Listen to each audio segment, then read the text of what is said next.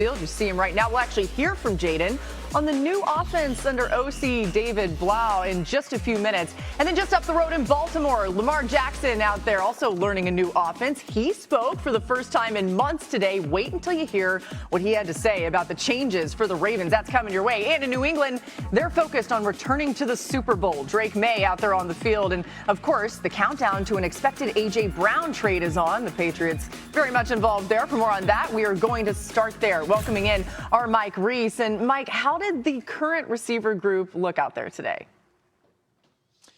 Laura, I watched this group closely at practice, and wide receiver Kayshon Boutte, a starter last year, was not here for this voluntary work. He's working out elsewhere, and he would be directly impacted as an outside receiver by a potential trade for A.J. Brown. And then there was the newcomer, Romeo Doubs, wearing Rob Gronkowski's old number 87. He was targeted on the first pass from quarterback Drake Maye in full team drills. Here's Coach Mike Vrabel on what he's seen from the team's wide receivers. It's good to see Romeo out there. It was good to see some of the new faces, some of the young guys. It was good to see, Kyle Williams get some opportunities and Chiz. And, so again, we're going to look to strengthen the roster wherever we can. But it was also a great day to see guys that maybe didn't get as many opportunities last year, especially Romeo, who wasn't on our team. Laura, after practice, I asked defensive tackle Milton Williams if he had to resist putting on his general manager's hat and going up and saying, trade for A.J. Brown, because I played with him in Philadelphia. He smiled. He said he's heard the noise like many of the other players. He called Brown a monster on the field, and then he said, look, they don't pay me to make trades like that. Hey, he can definitely make some comments, though, right? I'm not sure anybody there needs convincing. By the way, June 1st is Monday for anybody keeping track. We'll be all over that if and when anything happens. Now, Mike Vrabel did miss day 3 of the draft to focus on his family. Mike, what did he say about missing any more time during off-season activities? So, Laura, he deflected on the topic. He said he's only focused on today, and he said he's here today in full force. And Milton Williams was asked what he's observed from Vrabel, and he said he's seen the same guy. He's talking smack, and he's getting guys going. And Laura, out at practice, I was watching Mike Vrabel. There was a drill. He's with the running backs, and he wanted to see quick, decisive cuts. And when he saw one he didn't like, he yelled out, hey, no pitter-patter. So the vocal part of Mike Vrabel, you see him out on the field, you hear him out on the field. It feels like really the same Mike Vrabel that we've seen over the last year. All right, no pitter-patter. We'll all try to take some of that advice. Thanks to Mike Reese for joining us here. Always the best. And Drake Maye and the Patriots will be tested early this season, starting with a Super Bowl rematch in Seattle on Wednesday night that opens the season. Now, their next 3 games are against the Steelers, Jaguars, and Bills. And New England, by the way, the only team in the NFL to begin 2026 with 4 straight games against teams that made the playoffs last season. All this could maybe feel a little better if they do get A.J. Brown. So glad that you're with us on this Wednesday, and we have a packed show for you. There's a lot coming your way. We've got Louis Riddick and Booger McFarland with us for the hour. So, Louis, I'll start with you on this. This Patriots team has to be clicking right away. We just showed you the schedule and what it looks like. When you look at what they've added on offense, is it enough for them to take that next step? Yeah, I think it is. And I think some of the things that weren't really talked about right there, I mean, we were just talking about the wide receivers in particular, but think about that schedule and how it starts and how tough it's going to be with those challenges on the road. Really, what are you going to lean on? You're going to lean on the offensive line, and they really have tried to beef that up with the drafting of Caleb Lomu, Demetrius Crownover. They signed Elijah Vera Tucker in free agency. I mean, those are the kind of things, those trench type of acquisitions, the lines of scrimmage are going to really be what really makes the difference for a football team early on in the season. And really, obviously, as we know, nobody wants to talk about an offensive line until you don't have one or you have one that stinks. And the Patriots have really addressed theirs. They really have. On the perimeter, look, we know Romeo Doubs is a heck of a player. He's probably a 1A, excellent number 2. If they get A.J. Brown, and then, that you go ahead and you pair that with an up-and-coming guy like Kyle Williams, who they talked about getting some more reps, the third rounder from Washington State a year ago. That's not too bad of a group right there, Laura, quite honestly. And look, and Drake is just going to be better as he continues to get more and more comfortable in Josh McDaniels' offense. I like a lot of the things that they've done. Yeah, not too bad. I agree. I mean, Boog, I think the point here, too, is how fast they're going to have to get it going out of the gates. Does A.J. Brown elevate this offense in a way that gives you a lot of confidence they can get this going as fast as they need to right off the start? Oh, without a doubt. And we're assuming that this A.J. Brown trade is going to go through. And if it does, what it does for Drake Maye is give him a bona fide number one. Somebody that regardless of what the coverage is on the play, regardless of what the down and distance is, Drake Maye knows he has somebody to throw the football to. Every quarterback in the National Football League needs that.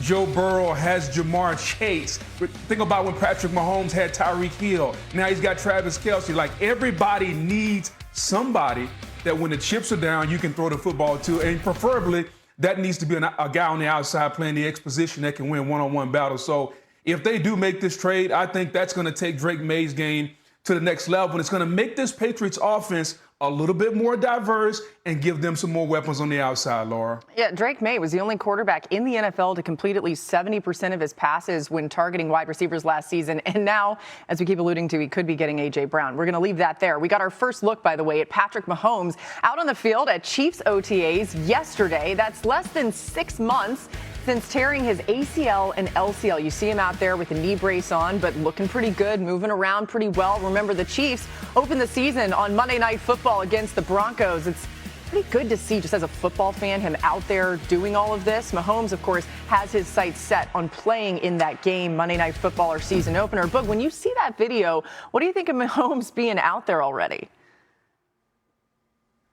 It's super encouraging because as a football fan and somebody that analyzes this game, you want the best players on the field. And Patrick Mahomes is one of the best of all time. So you got to feel really good if you're a Kansas City Chiefs fan. The fact that we haven't even reached June and he's already got a helmet on taking drop backs, even though he's moving very gingerly, I get it. It's 4 months until September. So I think the fact that he's on the field right now is super encouraging, that he's going to do everything he can. And I'd be shocked now, based on seeing this, I would be shocked if he's not the opening day starter for the Kansas City Chiefs. It just goes to show you two things. Number one, his willpower and his work ethic. And number two, the advancement in medicine. Because years ago, Lewis, before you and I ever started playing, this was a 12 to 14-month injury. The fact that guys are now coming back 6 months, 9 months, it just goes to show you the advancements that we've made in medicine, man. So this is super cool to see him out there in May. Hey, y'all, they don't make him like they used to, but they can fix him up a little better than they used to. So I give you guys a lot of credit for powering through what you had to back in the day. Don't want to make you feel old, though. Lewis, you are familiar with the coaches and that training staff in Kansas City. Is it a surprise to you that Mahomes is able to do this much already? No, not at all. Look, from the very get-go, they told me that he attacked this thing with the same kind of ferocity and the kind of maniacal commitment that Patrick's attacked everything from day one since he's been there. And he really is ahead of schedule. You know, the word I got today was that he looks absolutely fantastic. He's doing warm-up individual routes on air, some 7-on-7, working out of the gun. And, I mean, the people down there are kind of giddy at the way it's going right now, to be quite honest with you. So I don't think anything, has surprised them. Nothing should surprise us. Nothing that this young man has done since he took over, back in 2018, really should surprise us. He is one of one, and that training staff down there, headed by Rick Burkholder, is one of the very best. I've talked about it many times. I've known Rick Burkholder since I was 18 years old, since I was at the University of Pittsburgh way back in the Stone Age. This dude knows what he's doing. He's got a great team around him that really has taken Patrick and just kind of run with this rehab. And they are excited about this football team and the way they think that the 2026 version is going to look. Yeah, I'm glad you shouted out Rick, one of the absolute best in this business. Okay, Mahomes and the Chiefs, by the way, hoping to get more out of the run game. He leads the team in rushing since taking over as a starter in 2018. That's not what they want to see. They have Kenneth Walker. That should help a ton. Now to this developing story. Packers running back Josh Jacobs has been released from jail after he was arrested Tuesday and booked on several domestic violence-related charges. The Brown County District Attorney's Office said today that they're not yet prepared to make a formal charging decision, and they have requested an additional additional investigation. Jacobs, through his attorneys, vehemently denied the allegations and said important evidence has not yet been made public. Packers coach Matt LaFleur said today at his availability with the media that the team will, quote, let that process play. We're back on NFL Live. The Falcons are out on the field today. It's good to see some football action. I just got to say it. All right, another quarterback competition between these two. Tua Tagovailoa, who they signed this offseason, and Michael Penix, who's coming off an injury. The new Falcons head coach Kevin Stefanski had some high praise for Tua's accuracy today. Listen to this. I think it's the most important trait at the position, as we've always talked about. Some guys get better at it with tweaks to how they throw the ball, tweaks to how they their lower body, those type of things. But there is an innate ability and all of our guys have this, all of our quarterbacks have this, to be able to let the ball go and it's going where you want it to go. And not to say that you're not going to miss throws in this profession, you're going to miss throws. I think Tua, just in his career, as you've seen, just has that innate God-given ability. I feel like he caught himself a little bit there. He's like, no, all of our quarterbacks are accurate, but there was a point to be made, and we know that accuracy can be a bit of a superpower for Tua when it's working well. Lewis, when you hear that from Stefanski, can Tua take this offense that's full of playmakers to another level? Yeah, I think he can. Look, Laura, I think we know that the kind of things that held Tua back were not because he didn't have the requisite skill or like mental horsepower to get the job done. One, he couldn't stay healthy on the football field. And two, the things around him, whether it be true complementary play calling when he was down there in Miami, or there was a deficiency on the offensive line, or the wide receivers down in Miami were hurt and they weren't all on the field at the same time. You know, those were the kind of things that really held him back. It wasn't because you looked at Tua and you thought, man, this guy doesn't process well enough. He doesn't move in the pocket well enough. He doesn't have enough arm strength or accuracy. He has all that. It's just that it didn't come together for him. So I can see why Kevin Stefanski sounds like he's sitting there going, hey, if this guy's healthy, we got an offensive line and a running game, and we can throw the football, you know, in the play action pass game, I may have something here. That's not shocking. That's not shocking considering that Bijan is a great run threat, obviously, a great receiver, obviously. Drake London is a great outside line receiver, obviously. Zachariah Branch could wind up being one of those revelations of the draft out of Georgia, who you know well, as a home run hitter in the slot position with home run speed. Yeah, look, I personally think Tua should win this job. All things being equal, no disrespect to Michael Penix, Tua is a fantastic passer. If he can stay on the football field, and they can play complementary football, I think he wins this job going away. I love that you brought up Zachariah Branch's speed. You got Kyle Pitts, too. I mean, the weapons galore on this offense. How would you handicap this, Boog, as a quarterback competition? Is it Tua's to lose? I think it's Tua's to lose, health withstanding. I think as Kevin Stefanski gets this offense going, it's going to run through Bijan Robinson. I think we all realize that. It just depends on how they want to do it. Is it going to be a short to intermediate offense? Because that's where Tua is going to thrive. Now, if you want to push the football down the field and Michael Penix Jr. is healthy, there's no doubt about it. He's got the stronger arm. He's got more horsepower in his arm. So I think it's going to be dependent upon Kevin Stefanski to take a look at this offense. You got Bijan Robinson, Drake London, and figure out how can I make this offense mesh with what I have. If you want the pinpoint passer, you want the accuracy, you want the timing, you're going to go with Tua Tagovailoa. But for whatever reason, if they say, you know what, we want the guy with a little bit more horsepower, we're going big play hunting, then Michael Penix Jr. clearly has the stronger, more lively arm of the two. It's something to keep an eye on for sure. The Falcons are on the road for 3 of their first 4 games. They start at the Steelers in week 1. Let's talk about the Commanders. They kicked off their OTAs today with a healthy Jaden Daniels on the field. We love to see that. Glad to see Jaden back out there. A new look defense for Dan Quinn, including first-round pick Sonny Styles. See him as well. And here's Quinn on Daniels' unique ability to pick up a new system.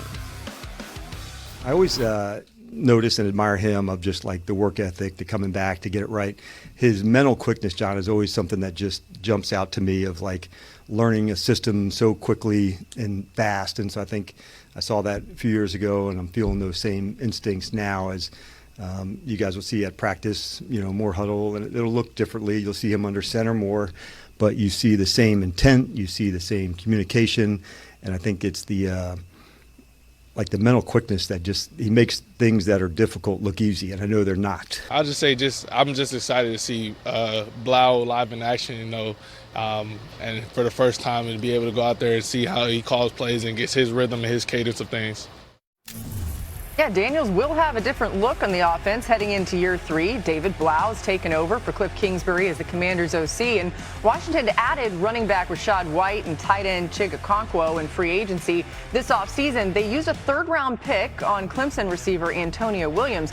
Look, can the Commanders get back to that 2024 form? And they went to the NFC Championship. They were a little bit of a surprise to some people, but it feels like some of the pieces are there. Can they do that with this group?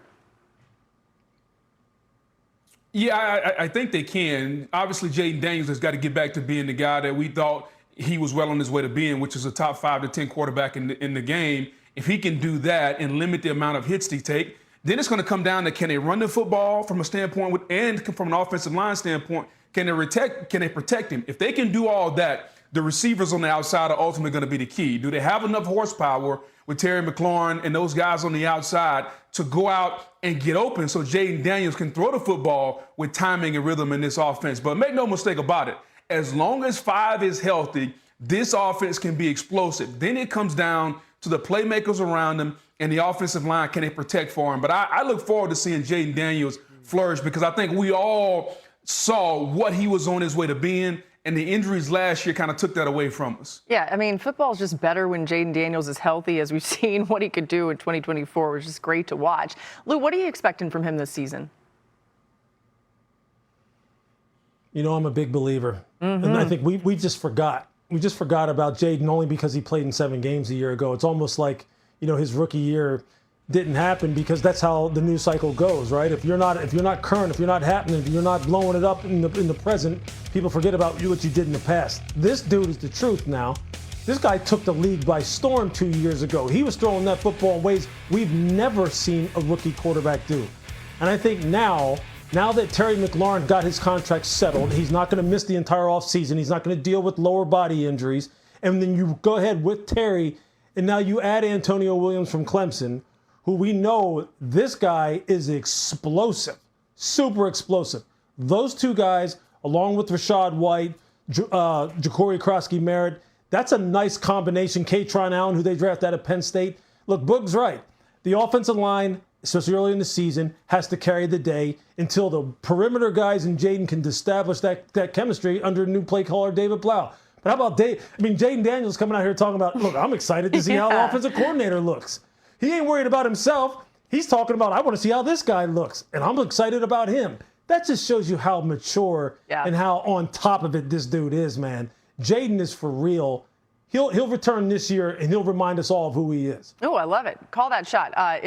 I agree. And it was interesting, too, Dan Quinn praising how quickly he can pick up a new offense. By the way, Jaden Daniels did not throw any touchdowns to Terry McLaurin last season after they connected for 12 TDs in 2024. That's an immediate improvement when they're able to be on the field. 5 teams in OTAs today, including Daniel Jones, moving around pretty well out there at the Colts practice while he recovers from the torn Achilles. The team not expecting him in full team periods, but he's certainly on schedule. And how about Derrick Henry in year 11, just tossing medicine balls around like toys at Ravens practice? Boog and Lou, I know you guys can do that too.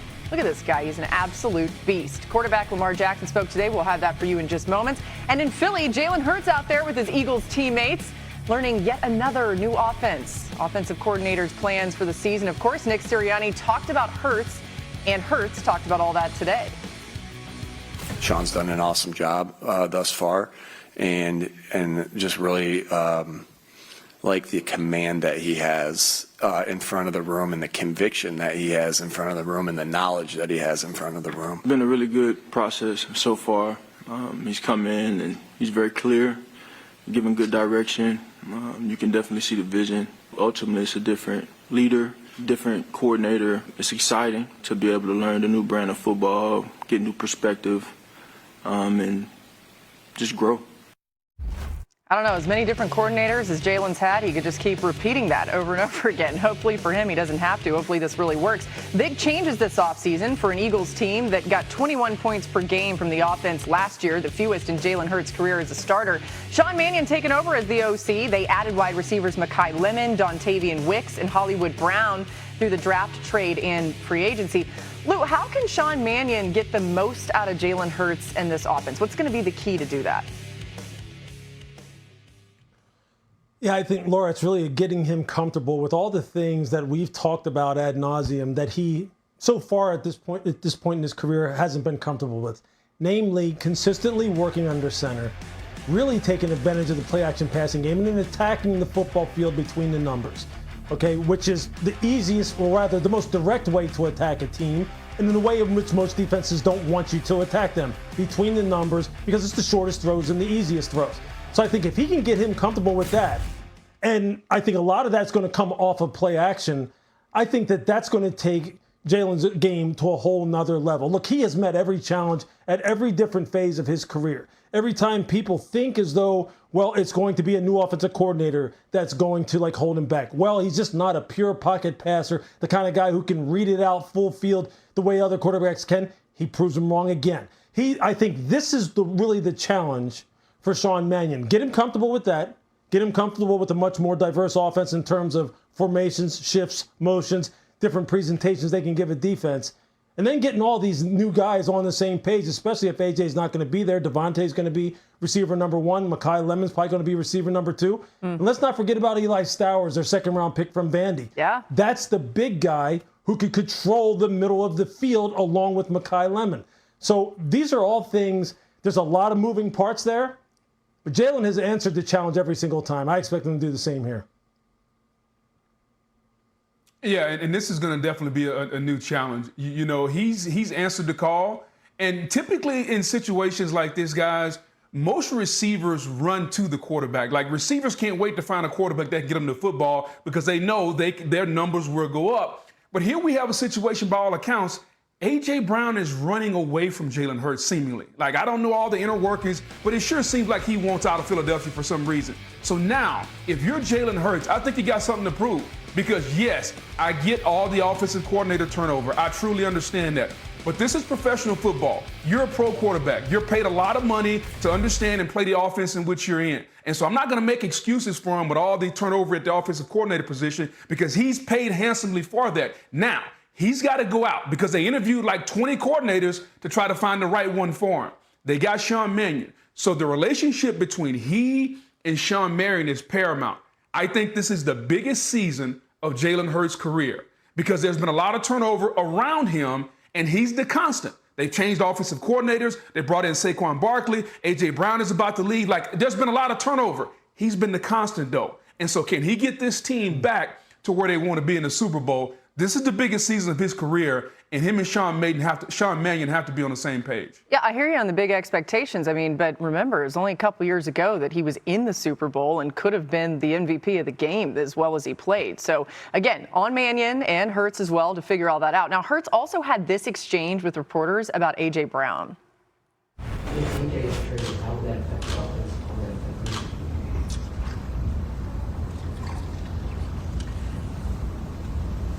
Picked the right question to sip on, huh?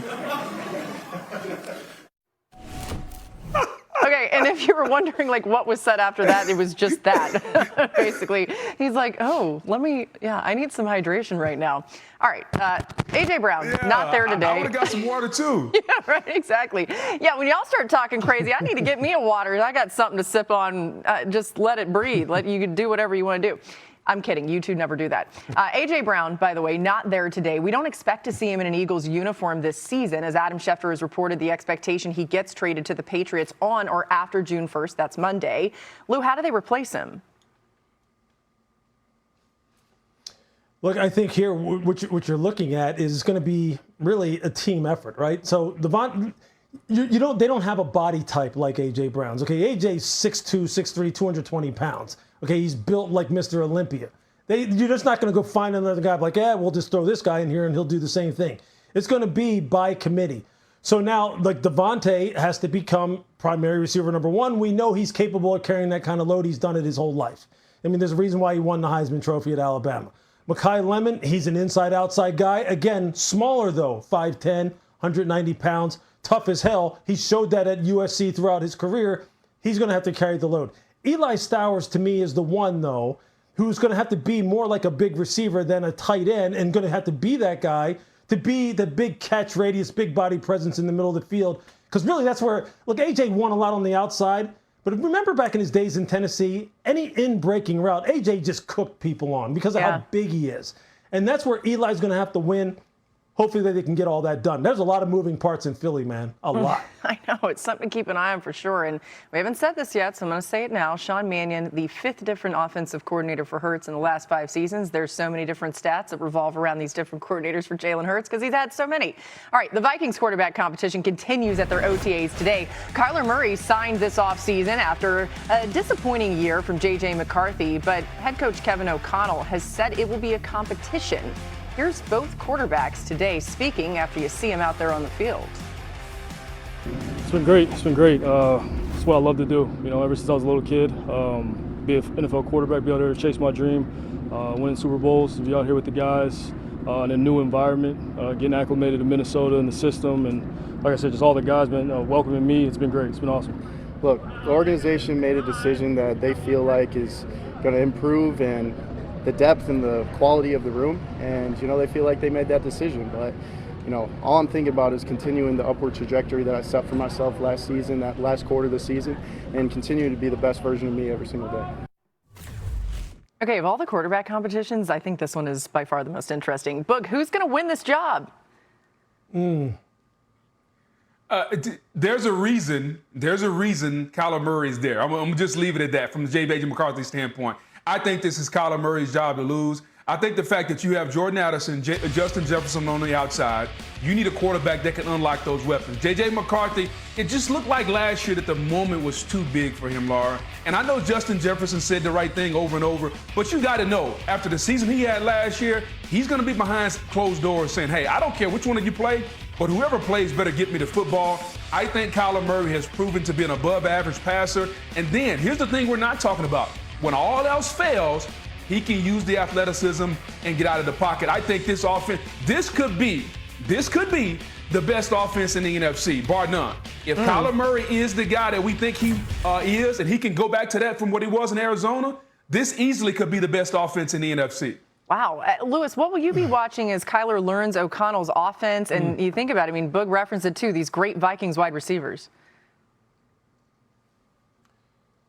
Yeah, I think it's just the rhythm, the flow, the chemistry that he executes this offense with, the way, and in the way in which, like, traditionally Kevin O'Connell wants to execute it, which is putting quarterback under center, hard play action, real solid ball handling, full field reads, progression reads, throwing the football on time with accuracy. See, look, here's the thing. A lot of people say, well, Kyler can't do that. That's not his thing. This is a gun quarterback who needs to, constantly be in half rolls, move in the pocket so he can see, and then he's going to take off and run, and it's going to be quarterback draws and sweeps and stuff. Well, Kevin O'Connell has said himself, Kyler fits our offense better than what people think he does. You really think Kevin would want this guy for his offense if he didn't think he could do the kind of things in his offense that he wants him to do? I think it's his job to lose easily. Easily. And with the wide receivers they got, remember, they added Juwan Jennings too, to Jordan Addison and Justin Jefferson and T.J. Hawkinson. They're loaded, man. The Vikings are loaded. Kyler Murray's going to be pulling the trigger here. Yeah, and remember, Kyler Murray is one of 3 players in NFL history with at least 20,000 passing yards, 3,000 rushing yards through this point in his career. The others, if you're wondering, Josh Allen and Cam Newton. That's the paid again yesterday. James becoming the highest paid safety in the NFL for the second time in his career after agreeing to a 3-year, $25.2 million per year extension that includes a $57.5 million guarantee. Jim Harbaugh described his reaction to the deal this afternoon. Just incredible. Just warms the cockles of the heart. When the best player, at the position makes, the most money. I've seen the reports of that, and also best player meets combination of best human being. Can't say that anybody more than Derwin, fits that. And I've worked with a lot of people. Tell him, Coach. Oh, it's time to get defensive with Boog and Lewis. Any excuse to see you guys in your karate uniforms, we are going to take it, okay? Which y'all should see their faces right now. They love it. Okay, Derwin James has been the most productive safety in the NFL over the last 5 years, especially when it comes to getting after the quarterback. His 15.5 sacks and 52 pressures were the most among all defensive backs in the previous 5 seasons. He's been named an All-Pro in 3 of the last 4 years. He's one of those guys that you hear his name, you say, yeah, that guy is incredible, Hall of Fame level, right? Lewis, the stats speak for themselves, but as someone who played defensive back in the NFL, what things about Derwin James stand out to you? Everything. He's one of those guys. Look, I would say to Derwin the same thing I used to say to Sean Taylor when he used to walk into my office in Washington over there in Ashburn, which was, you are everything I wish I could have been in a football player, which is you are big, you are fast, you're smart, you're versatile, you can play man, you can play zone, you can knock people out, you have hands like a wide receiver. That's what Derwin is. That's why when Derwin came out of Florida State 9 years ago, I said, he is, to me, the closest thing I've ever seen to Sean. And he has done that. He has become everything that maybe Sean would have become, as he moved through his career, meaning a guy who can go down and play the star position, who can just absolutely, blitz the lights out and just terrorize quarterbacks. He makes big-time tackles. He can intercept the football. And he's a great guy. When you talk to Derwin James, you come away going, that's a dude who I'd pay my last dollar to if I needed to, because he's that good. Yeah, Boog, when you look at this Chargers defense as a whole, what is the most important thing for them to be successful this season? Well, I think their ability to get after the passer. And so now it comes down to Khalil Mack and Tui Pelotu. Can they continue to get the pass rush revved up? Because, yeah, I know the defense is going to blitz and bring some of these exotic schemes and all that. But at the end of the day, you got to be able to rush one-on-one. And in this defense, you need pressure off the edge. So can Tui Pelotu and Khalil Mack continue to get the pressure off the edge, especially Khalil Mack? Tui Pelotu was a double-digit sack guy last year. Can we get Khalil Mack to turn it back up? Can we turn back the hands of time, Khalil Mack, and get the Khalil Mack of old? If we can, this Charger defense, especially with how exotic they can be, they're going to come at you from a lot of different ways. I'm looking forward to this Charger football team, a very under-the-radar team. And that's not something you can say in the National Football League because we cover it from top to bottom. But the Los Angeles Chargers are under the radar, and to me, that's right where Jim Harbaugh wants to be. Yeah, I mean, we didn't even talk that much about the offense when we're talking about him right this second. Mike McDaniel coming in there with Justin Herbert. That's going to be a lot of fun. For OTAs, he was also there yesterday after missing last week's activities. Here's Lamar on all the change in Baltimore. New coach, new OC, different new guys in positions. So everything is just new, basically, besides upstairs, But coaching staff is just new, and I can say it's a breath of fresh air because everything is just new. Just watching him get better and better over the years and making the plays and continuing to get better that all players search for. To see that and to now have a chance to be on the same side is pretty cool. Lou, what do you be watching with this new Ravens offense under Declan Doyle? Yeah, I mean, how do they get all these new pieces that they have together, especially, at the wide receiver position, to go along with, Zay Flowers, who they already have had in the fold? How do they get the young guys really up to speed? How do they get Jacoby Lane and Chaz Surratt up to speed to where now Lamar can really utilize all the different body types that he has? And how does Declan really develop that kind of play calling chemistry to know what Lamar likes, when to call it when he needs it, for Lamar to know where these guys are going to be and are they going to be there when he needs them to be there? They loaded up on tight ends as well to go along with Mark Andrews, who I believe is coming up on a contract year here soon. So I think there's a lot. They drafted Venga Ioane out of Penn State on the offensive line to kind of solidify the interior of the offensive line. You were talking about Derrick Henry already. Again, this is another football team, Laura, that looks loaded. It really does. But it's a new OC. And can he take this team to another level in terms of offensive execution? And can they execute when they need to the most in the biggest games?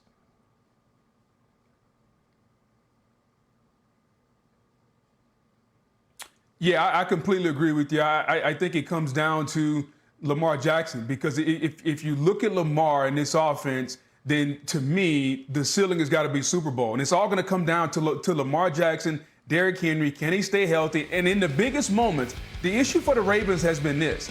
In the biggest moments, their best players have come up the smallest. Think about the Derrick Henry fumble, the Lamar Jackson couple of turnovers in the postseason. So we're not going to judge this team in September, October, November, or even December. This team is going to be judged by what they do in January. And, you hate to say it, but the season for them doesn't start until the playoffs get ready to roll. And I think if they go into the postseason healthy, you got to feel really good about what you're seeing from Lamar Jackson and Derrick Henry, because all they got to do, they just got to show up and perform. They have the talent. They have all the pieces they need. They just got to perform at the biggest moments. I just might pick the Ravens to win the Super Bowl again. I keep doing it. Maybe I'm the problem. All right, time now for one more thing before we go. And it was a really special moment for this show and everyone who works on it last night.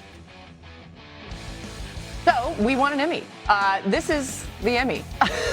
But anyway, thank you again to the Academy for this honor. And I'm so proud of this group. I did make a speech last night, but I made a mistake in my speech. I left out someone who is integral to the success of this show. So now, Seth Markman, you are getting your own Emmy speech here on national television instead. I think this is better. Seth, thank you for listening to every harebrained idea I have for this show and for making most of it happen. Thank you for believing in us, for challenging us, for making us better. Every ship needs a rudder, and you have steered us so beautifully over the last 5 years.